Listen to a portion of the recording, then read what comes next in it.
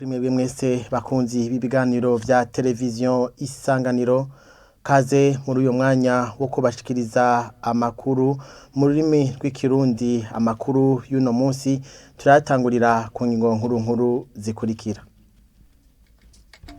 Hahimbajwe kuri uyu wa kabiri umunsi wahariwe umutoza kori umwaka wa 2021. Ibirori bikaba vyabereye mu gisagara ca Bujumbura. Muri ivyo birori umukuru w'igihugu yatanze ikiringo c'amezi 3 kugira ibijanye no kwegeranya uburyo bwa leta bikorwe ku buhinga bwa none mu ntumbero yo gutuza ubusuma. Ishirahamwe ry'abacika cumu hamwe n'abakozweko n'ubwicanyi bwo mu 1972 ridashima ivyaraye bishikirijwe mu cegeranyo c'umugwi Severe ujeje kuvugana ukuri no kunywanisha abarundi, aho uwo mugwi wemeza ko ubwicanyi bwakozwe muri uwo mwaka bwo kwitwa ko ari ivyaha vy'ihonyabwoko. Hagati aho mwishirahamwe Ase Genocide ho suko babibona, kuko bavuga ko uwo mugwi atabubasha ufise bwo gutanga intumbero canke izina ku bwicanyi bwabaye mu gihugu, ahubwo ko muri uwo mugwi hari hakwiye kuba harimwo abahinga ba ONU. Mukanya ni nkuri mimwe ukwayo.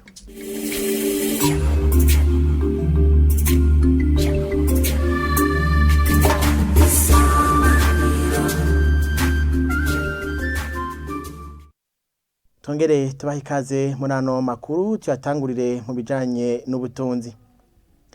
Hahimbajwe kuri uyu wa kabiri umunsi wahariwe umutoza kori umwaka wa 2021. Ibirori bikaba vyabereye mu gisagara ca Bujumbura. Urugero ugutoza uburyo leta ikoresha burugezeko hamwe n'ibijanye n'uburyo budashika mu kigega ca leta ni bimwe mu vyagarutswe ko mu majambo atandukanye yagiye arashikirizwa. Muri ivyo birori umukuru w'igihugu Evariste Ndayishimiye akaba yatanze ikiringo c'amezi 3 ku kigo Obert cegeranya ubwo buryo kugira ngo ubwo buryo bube bwegeranywa mu buhinga bwa none. Jean de Dieu Irakoze.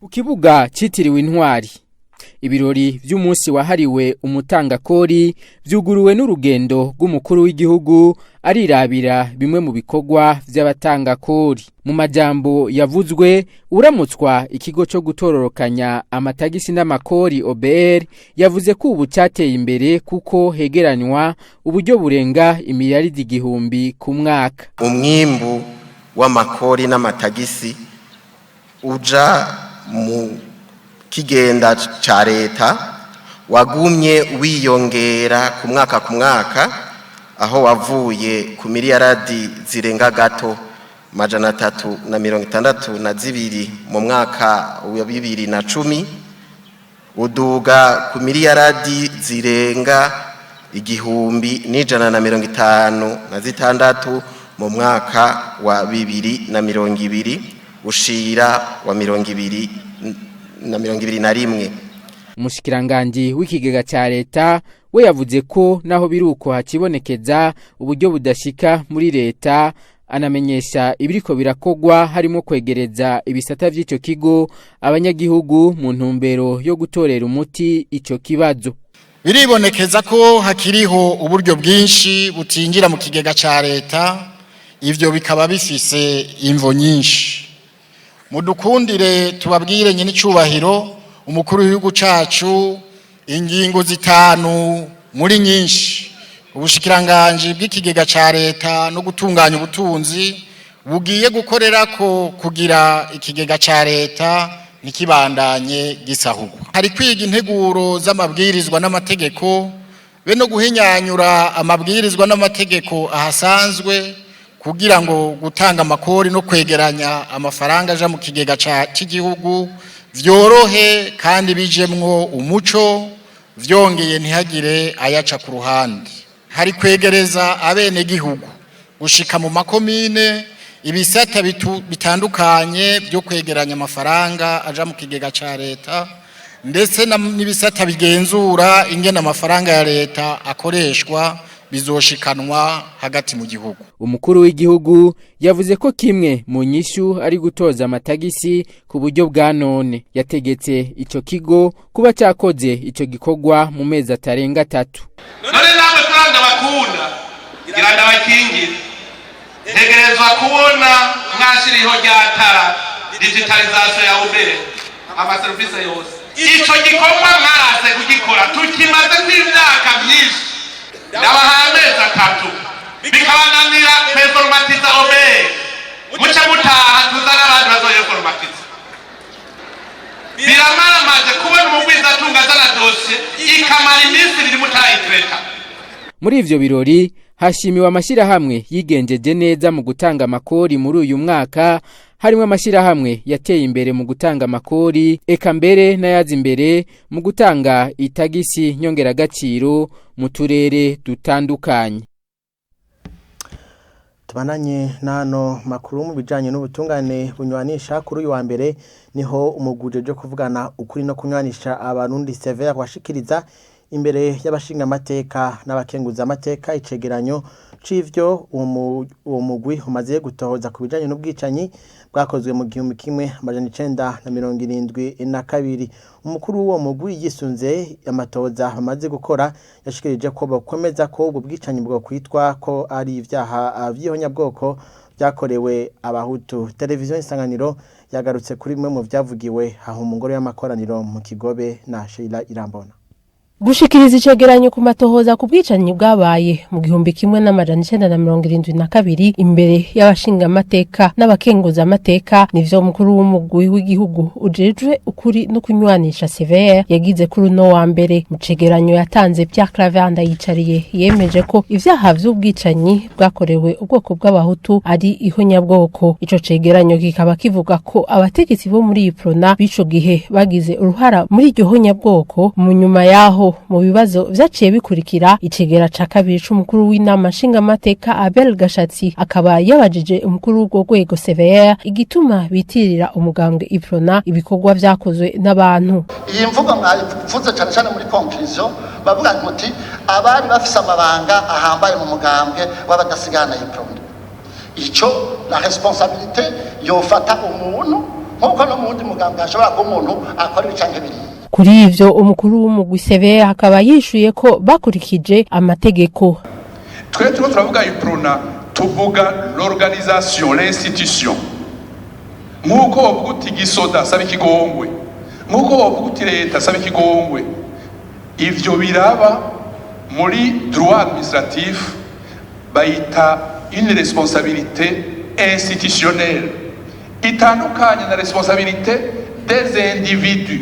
Icegera ca mbere c'umukuru w'inama nshingamateka Sabine Ntakarutimana nawe akaba yaragarutse ku kibazo co kukingira ivyabona vyatanze amakuru. Basomye raporo mbere nditonda sanga muravuga amazina y'abantu batandukanye abari bafise ivyo bajejwe bafise ivyo babazwa ariko muravuga n'amazina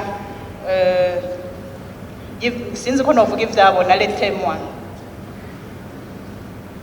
témoins bashikiriza uko babibonye mukerekana na adresse zabo. Namye nibaza nti nubwo nzi ko mwibwirizwa rigenga severe bitegekanije ko abo bantu bakingirwa, ubwo vy'ukuri no munsi ko bagiye habona bikamenyekana bati témoin naka yashikirije iki témoin naka yashikirije iki, ubwo abo bantu barakingiwe koko. Umukuru w'umugwi severe akamenyesha ko atakibazo baragira gushika zino saha. Mwibwirizwa dufise mwaduhaye hari ikintu cerekeye protection des témoins, turacagikorera ko ntituragishira mu ngiro nkuko tuvyifuza, ariko hari ibintu vyibonekeje mu gihugu banyakubahwa nuko protection ya mbere twaba tuyisigura ni protection y'umuntu wenyene, ni protection ya communauté. Aho twaciye gushika uyu munsi nta ngorane n'imwe iraba. Ico cegeranyo kikaba catanzwe mu nyuma y'amatohoza yabaye mu ntara za Makamba, Bururi, Mwaro, Muyinga na Kayanza. Umugwi severe aho kaba wasabwe kugira n'amatohoza ku vyabaye mu mwaka y'1988 n'1993. Tukiri muri ico gisata nyene urunani rw'abacika cumu hamwe n'abakozwe ko nubwo bwicanyi bwo mu 1972 rurashima ico cegeranyo c'umugwi severe cemeza ko ubwo bwicanyi bwo kwitwa ko ariho nyabwoko ryakorewe abahutu. François Xavier Nsabimana arongoye urwo runani akavuga ahubwo ko ukwemeza iryo nyabwoko byonyene bidakwiriye, ahubwo ko hakwiye n'ishumbusho kubakozwe ko nayo mabi. Mu runani rw'abacika cumu twavyakiriye neza cyane kubera vyari mu mahangiro y'urwo runani, kandi twari tumaze imyaka myinshi tubisaba leta y'u Burundi, ndetse nobabwira yuko ni New York ku cicaro cha ONU twagezeho mu mwaka w'ibihumbi 2014 tugiye gusaba ko na ONU yo kumva yuko ako kabi kabishe kaguye Burundi hakaba ihonyabwoko ryakorewe abahutu y'u Burundi.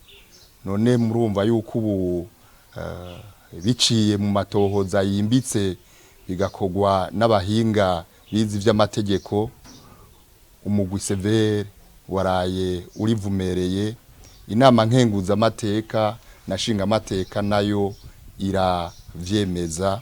Twebwe tuvuga duti nukuri kwatsinze, kandi uko kuri kwatsindiye abarundi bose, novuga nti kwatsindiye n'isi yose, kuko ikibi c'ihonyabwoko ni kibi kiraba ikizina kiremwa muntu wese. Kwemeza ntivyikwije kubwavyo, ego nivyo urya mukuru w'umugwi severe yarabishikirije, ni intambwe atari ntoyi, ni intambwe ikomeye cyane.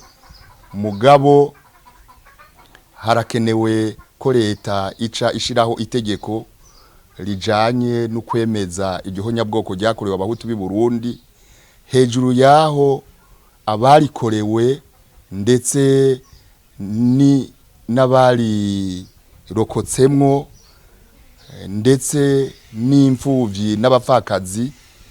Hari ibintu byinshi bakeneye bija mu ntumbero yo gutunganirizwa.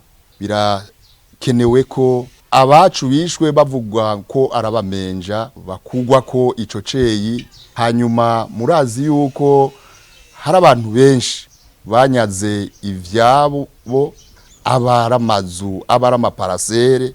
Dusaba yuko twobisubizwa. Muri ico gisata nyene umugwi severe ujeje kuvugana ukuri no kunywanisha abarundi ngo siwo ujeje gutanga izina canke guha intumbero ubwicanyi bwari bwose bwakorewe mu gihugu c'u Burundi. Terence Mushano icegera c'urongoye ishirahamwe Ase Genocide Cirimoso avuga ko ahubwo leta y'u Burundi yarikwiye kuba yarasavye ishirahamwe mpuzamakungu ONU iryo shirahamwe rikarungika abahinga baryo nkuko byari bitegekanijwe mu masezerano ya Arusha n'uwo mugwi severe utarajaho. Umugwi severe ntufise uburenganzira bwo gutanga intumbero y'ihonyabwoko. Urwego rushobora kuvuga ihonyabwoko ryo mu gihugu icarico cose cyafashe ubwoko bwari bwo bwose canke amadini ariyo yose, ikintu cyose cyamaze ubwoko bwari bwo bwose ni ishirahamwe mpuzamakungu ONU. Ushima arivyo hajya mu mugwi wa mbere severe yarusha bakibitegekanya, hategerezwa kuzamwo n'abari muri ONU. Leta y'u Burundi yarase kubashiramwo, nukuvuga ko intumbero yari yahejeje gutogwa.